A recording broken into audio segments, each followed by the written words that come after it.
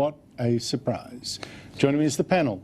Labor Senator Kimberley Kitching and Liberal Senator James Paterson. Happy New Year to you both. Happy Thanks for joining me. Well and tanned and rested. Well, I actually put on 7 kilos and I've starved myself. I thought I'm going back on TV, so I've taken back 5 or 6 of them. But Andrew, that's going to be in a gossip column tomorrow or a media diary. I wouldn't have shared that myself. Anyone seeing me lying on the couch day after day, reading would have known. Oh my gosh. Yeah, I shouldn't have said that. Stop. Joining me is the panel. The Uluru thing, fewer bookings, Kimberley, means fewer local jobs, including for local Aborigines. This really is not good.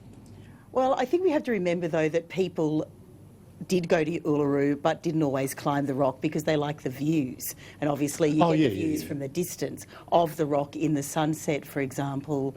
But so I don't know whether we can sort of equate, you know, directly that the, you know... No, we can't. So, but I do feel for Australian tourism across the country, I think that we really do all need to be at home, holidaying at home, actually buying produce from regional areas, because they are really going to suffer. I'm buying my drought milk. And I think that also we're not really seeing yet the effect of the coronavirus on tourism in Australia. And I think that that will be, that'll be a significant loss. Do you think, though, the coronavirus, don't say that, because I just did an editorial saying, wait a minute, I think that's being overblown as a risk. Or are politicians hiding to nothing if they say the same? It would be a very bold, very premature call to say that, Andrew, and unwise, frankly, to say that. I think we have to take all the preparations that we are. Oh, I didn't say that. I said take the preparations, but I'm saying don't panic. Yeah, of course we don't want to encourage people to panic unnecessarily, and everything we do must be evidence-based, and I know our scientists and in the health department are looking this sort of thing hour by hour, updates from the World Health Organisation and straight from China. So we're taking all the preparations, hoping that it doesn't turn out to be as bad as some fear that it will be, but being prepared in case it is. Now, Kimberley, that was a masterful segue you did there. You got me right off the issue without having to comment on it, so that's great. But sticking on Aboriginal issues, Ken Wyatt. You've had a busy week. I have. The Minister for Indigenous Australians. Today sacked an advisor, Josephine CASHMAN. We had her on the show earlier, after she said Aboriginal historian Bruce PASCOE wasn't Aboriginal. I don't think he's an historian either, but that's another matter. And there's nothing in his genealogy to say he's Aboriginal. Is it fair to sack an Aboriginal woman for saying this bloke is white? Well, I think when Parliament resumes next week, it would be behoving upon the Minister to explain his decision and why he took the decision he did.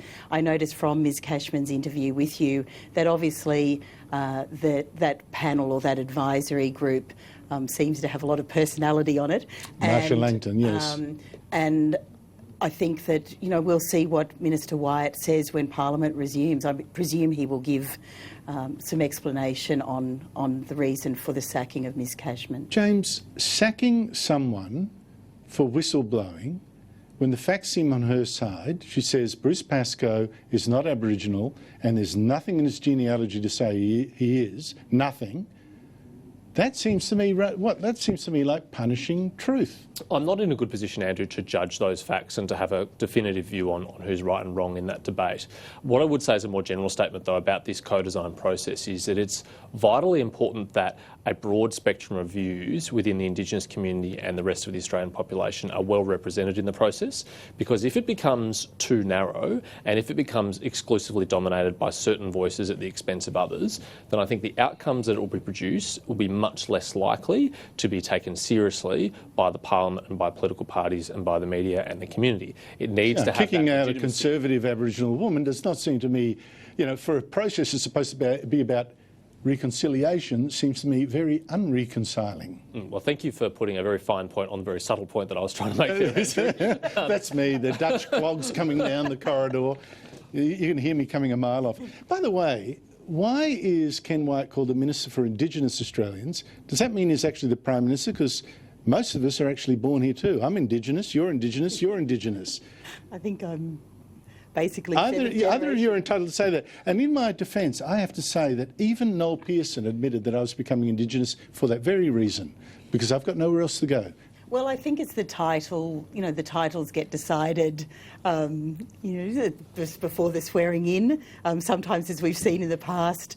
Are you going to say whether you agree or don't agree, or shall I just move on to James? No, you can move on to James. Oh, James. It's your minister. Indigenous Australians. Who, born here, is not Indigenous? I have to say, Andrew, I find this very hard to get worked up about. I think everybody knows what we mean when we refer to You're the guys who Indigenous called him the Australians. Minister for Indigenous Australians. I didn't. I'm saying I don't share your concern about it. I don't think it's a big deal. I think everyone knows what the purpose of the portfolio is, what the purpose of the ministry is. We have a very bad set of outcomes for a lot of Indigenous Australians. It's a big problem, and we need someone to work on it. Well, I guess what it means is Indigenous Australians, anyone can be Aboriginal now. And indeed, Bruce PASCOE is. How about that? The new international political star of the left is New Zealand Prime Minister Jacinda Ardern. You got a poster up anywhere? Yeah. Anyway, since that's after the Canadian Prime Minister Justin Trudeau turned out to be a clown, and apparently African American. Who knew? Today, Jacinda Ardern banked on her personal popularity to call an election. Here's the key: the election isn't until September 11. Have a listen. Here she is, making a pitch. This election, I will be asking New Zealanders to continue to support my leadership and the current direction of the government, which is grounded in stability, a strong economy, and progress on the long-term challenges facing New Zealand. Oh, September 19, I should have said. An 8-month election campaign, what could possibly go wrong, do you think? Reminds me of something. Yeah, I think that's right. 8 weeks was bad in Australia. That was a killer. I was thinking of even earlier, Andrew. My history goes back longer than that. 2010, a Prime Minister announced an election date a long time in advance. And didn't work out so well. Julia Gillard. That's the one. How long in advance was that? It was about 6 or 8 months, I think. Yeah, it was. Yeah. It doesn't work. No, it really doesn't. But I think that, that Jacinda Ardern, the polling seems very mixed coming out of New Zealand. Sure does. She's on the slide, right? Pay attention. She's a hero abroad, but well, inside. I think that's a very good point. I think, like Justin Trudeau, he was very well received overseas, outside of Canada, not so much within Canada. And I think that Jacinda Ardern probably suffers from the same sort of comparison. But I think also when you looked at the national leader, Simon Bridges, I think that he seems very green. I don't mean that in terms of in a political sense. I mean he seems very green, nowhere as impressive as John Key was. I think that, I think it's going to be a difficult election to call some time out. Plus, remember also on their ballot papers, they'll have 2 referenda, one on the legalisation of marijuana for recreational use and one on legalising euthanasia. That is so interesting, isn't it? She's placed 2 social issues there as referenda on the same date, and presumably, in my opinion, to make the election about those issues where she feels stronger rather than the sort of stuff that people might think, well, the economy's not what I'd hoped. It's funny you say that, Andrew, because I was on a delegation to New Zealand last year, and in fact, Jacinda Ardern at that time, it might have been updated since, I'm not totally on the pace of New Zealand politics, hadn't declared a position on the marijuana referendum. And I think it was more as a result of the minority government that she had to put together, which is in coalition with the Greens, that she's had these social issues put on the ballot coming up at the election. So it'll be interesting to see if that plays in her favour or not. And whether Winston Peters will stick close to her or move back to the Nationals. Local politics. Health Minister Greg Hunt says 400 people are stuck in China in areas affected by the coronavirus and shut down. They feel they're cut off and they want to be evacuated. The government's looking into this with New Zealand's cooperation. What should Australia do? Well, I think that if we can get people out safely and keep them isolated, because obviously you need the fortnight of the process to see whether they have been infected, I think we should. We owe it to our fellow Australians to do that. Of course, getting in and out of China might be difficult because China is in lockdown. There's not a lot of flights going anywhere. And obviously that's impacted on the Lunar New Year as well. So, for Chinese internally within China, but getting out of China has become, appropriately difficult because you don't want people... Yeah, but I think China would agree if we say we'll assume the risk. mind you, it'd be an interesting thought, wouldn't it? How many of those people would be prepared to go in a locked cylinder to fly to Australia with 400 other people who might have the coronavirus? That's a thought. That's right, Andrew. And as Senator Kitchen was saying, the other countries who've taken their people out have had to put them in isolation when they've arrived for up to 2 weeks because of the incubation period. Oh, well, it's up to whoever puts up their hand.